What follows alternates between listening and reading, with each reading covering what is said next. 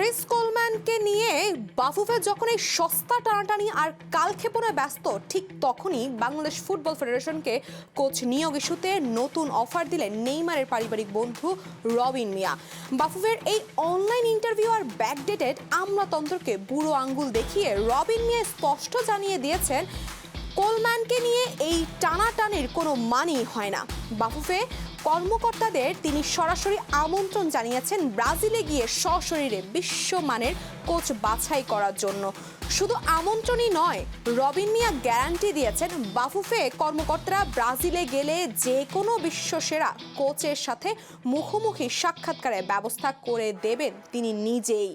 তার মতে, বাফুফের কোচ নিয়োগের জন্য প্রতি মাসে যে 50 থেকে 60 হাজার ডলার বাজেট রেখেছে, সেই বিপুল টাকা দিয়ে ব্রাজিল কিংবা আর্জেন্টিনা থেকে বিশ্বমানের যে কোনো হাই প্রোফাইল কোচকে বাংলাদেশে আনা অনায়াসে সম্ভব।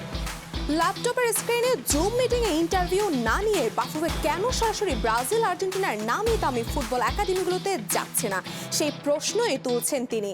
এই পুরো প্রক্রিয়ায় বাফুফেকে সব ধরনের লজিস্টিক সহায়তা দিতেও প্রস্তুত নেইমারের এই বন্ধু। এখন কোটি টাকার প্রশ্ন হলো, বাফুফে কি এখনো সেই হাতছাড়া হতে যাওয়া কোলম্যানের পেছনেই ঘুরবে, নাকি নেইমারের বন্ধুর এই রাজকীয় প্রস্তাব লুফে নিয়ে ডাগ আউট ল্যাটিন ফুটবলের সাম্বা জাদু নিয়ে আসবে?